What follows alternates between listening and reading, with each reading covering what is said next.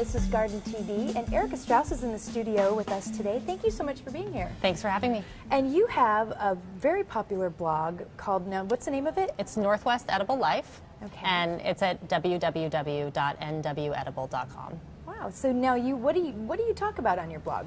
Primarily the focus of my blog is about Pacific Northwest Maritime Gardening. So here in the sort of Seattle to Portland corridor, what people call the Maritime Northwest, we have some unique challenges as gardeners.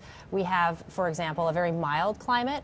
Our USDA hardiness ranking is similar to what you'd find in the Deep South, but we don't have anything near the heat units that you get. So we can grow things all year round, like you might in Georgia, but it's a challenge to ripen tomatoes, and it's a real challenge to ripen melons, and the real heat lovers, and okra and peanuts and stuff, just forget about it. Or oranges. No way, no, definitely not, definitely not, unless you've got some sort of greenhouse situation going, heated greenhouse.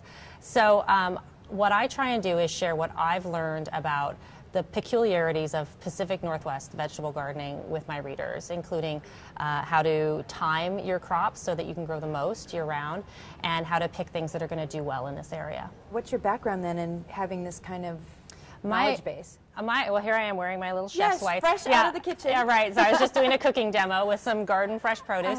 My background is culinary, and I went to culinary school, and I worked in professional restaurant kitchens for a while, and I owned my own catering company, and I loved working with the best quality produce to sort of artistically create meals. But I wanted to try and find a way to get even better quality stuff at honestly a less expensive price, because to buy the top quality organic, really local seasonal produce can really start to add up. And I think that that's something that a lot of families have really recognized, and one of the reasons you see a big popularity boom with edible gardening in the last several years, as people are sort of belt tightening, and the gardens come back in popularity. So I found that as a business person that it made a lot of sense for me to try and grow my own vegetables for my clients, and I could get them a better product, and I could do so in a way that made sense for my business bottom line.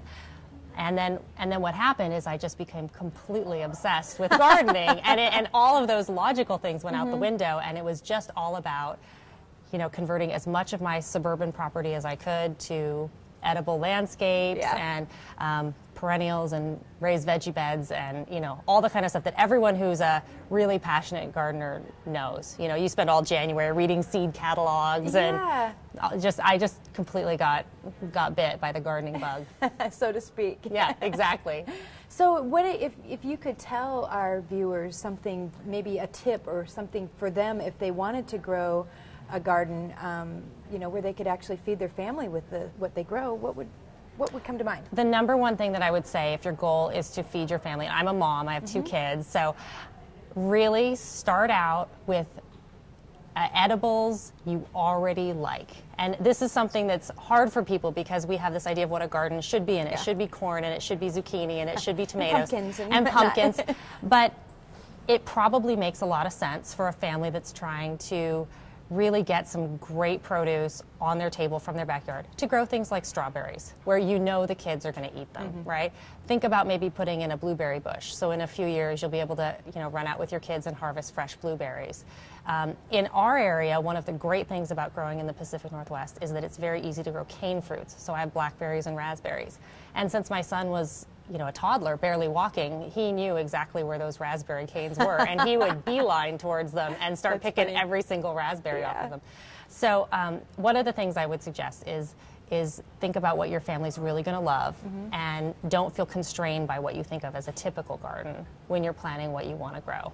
Well, thank you so much for taking a few minutes out of your busy schedule to talk fun. to us, and good luck with all your future blogging. Thank you so much. I'm Holly Hamilton, and this is Garden TV.